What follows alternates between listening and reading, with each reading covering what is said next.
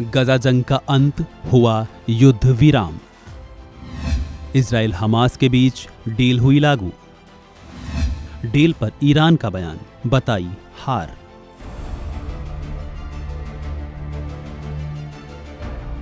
पंद्रह जनवरी 2025 को कतर ने घोषणा की थी कि इजराइल और हमास युद्ध विराम और बंधकों कैदियों की अदला बदली के समझौते पर पहुंच गए हैं, और जिसके बाद शनिवार 18 जनवरी को इजराइल कैबिनेट ने ऐलान करते हुए कहा कि कैबिनेट ने युद्ध विराम डील को मंजूरी दे दी। इसके बाद दिन आता है रविवार का, जब 19 जनवरी को यह डील प्रभावी भी हो गई और हमास ने डील के मुताबिक 3 महिला बंधकों को रिहाई दी। लेकिन इस डील को लेकर इजराइल पर कई तरह के सवाल और तंज कसे जा रहे हैं, खासकर मुस्लिम देशों में, क्योंकि ये डील ही कुछ ऐसी है। इस डील को लेकर ईरान में काफ़ी चर्चा बनी हुई है और इजराइल पर कई प्रकार के तंज कसे जा रहे हैं। बीबीसी ने ईरानी मीडिया को लेकर एक रिपोर्ट में बताया है कि आखिर यहाँ इजराइल और इस डील को लेकर कैसी चर्चा बनी हुई है। इस रिपोर्ट में बताया जा रहा है कि ईरानी मीडिया ने हमास और इजराइल के बीच हुए अस्थायी युद्ध विराम समझौते पर विस्तार से खबरें और विश्लेषण छापे गए हैं। 15 जनवरी को ईरान के सरकारी टेलीविजन चैनल ने शाम के अपने मुख्य समाचार में युद्ध विराम को इजराइल के लिए सबसे बड़ी हार बताया। खबर में कहा गया कि युद्ध में अपने सभी संसाधन झोंकने के बावजूद इजराइल हमास को खत्म करने में नाकामयाब रहा है।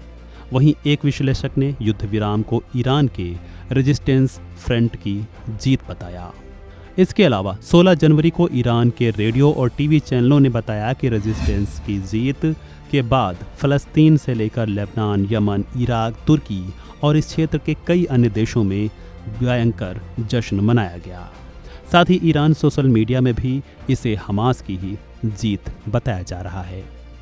दरअसल ये डील 3 चरणों में पूरी हो रही है। पहले फेज की बात करें तो 19 जनवरी से 1 मार्च तक गजा में पूरी तरह से युद्ध विराम रहेगा। हमास 33 इजरायली बंधकों को रिहा करेगा। इजराइल रोजाना अपने एक बंधक के बदले 33 फलस्तीनी बंदियों को रिहाई देगा। दूसरे फेज की बात करें तो अगर पहले फेज के 16वें दिन यानी 3 फरवरी तक सब कुछ ठीक रहा तो दूसरे फेज की योजना पर काम शुरू होगा। इस दौरान कोई भी हमला नहीं होगा और बचे हुए बाकी बंधकों की रिहाई होगी। इजराइल 1000 फलस्तीनी कैदियों को रिहा करेगा। इनमें लगभग बताया जा रहा है कि 190 कैदी 15 साल से भी ज़्यादा समय से सजा काट रहे हैं। आखिरी फेज, तीसरा फेज की बात करें तो इस डील के आखिरी फेज में गजा को दोबारा बसाया जाएगा, जिसमें बताया जा रहा है कि करीब 3 से 5 साल तक का समय लगेगा। वहीं हमास के कब्जे में मारे गए बंधकों के शव भी इजराइल को सौंपे जाएंगे। बहरहाल हमास और इजराइल की इस डील पर काम शुरू हो गया है, और जैसा कि हमने पहले भी बताया कि इसके तहत हमास ने 3 बंधकों को छोड़ा है, तो दूसरी ओर इजराइल ने भी बताया जा रहा है कि करीब 90 फलस्तीनियों को रिहा किया है। बहरहाल आप इस डील को कैसे देखते हैं, कमेंट बॉक्स में दीजिए अपनी राय। फिलहाल इस वीडियो में इतना ही। खबरों से जुड़े अपडेट्स के लिए बने रहें फन इंडिया हिंदी के साथ।